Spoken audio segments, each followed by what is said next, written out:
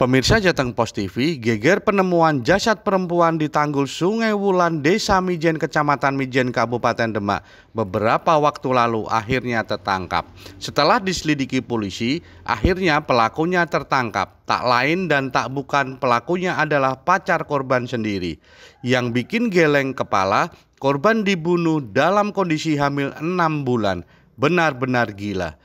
Pelaku pembunuhan sadis tersebut adalah Huda Rohman, 20 tahun, warga Desa Sari, Kecamatan Gajah, Kabupaten Demak.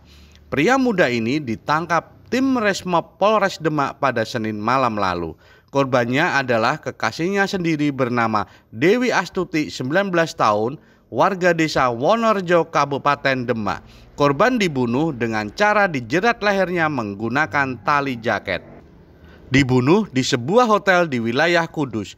Menurut pelaku, pembunuhan tersebut sudah direncanakan sejak Kamis 12 Agustus 2021 lalu dengan mengajak korban bertemu di Pasar Gajah dan dibawa ke hotel di Kudus. Di hotel tersebut, pelaku sempat mengajak korban berhubungan badan untuk kemudian membunuhnya dengan cara dijerat lehernya.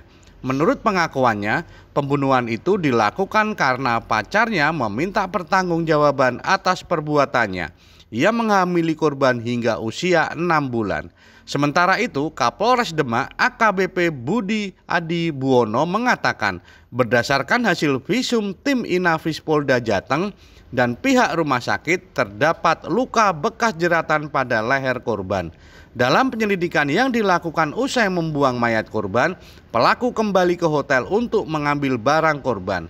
Dari tangan pelaku, petugas juga menyita beberapa barang bukti berupa pakaian korban, handphone, uang Rp700.000, dan salah satu unit mobil rental yang digunakan pelaku untuk membuang jasad pacarnya ke sungai. Atas perbuatannya, pelaku dijerat pasal 340 KUHP tentang pembunuhan berencana dengan ancaman hukuman penjara seumur hidup. Adi Pramanto, Jateng Pos TV melaporkan dari Demak, Jawa Tengah.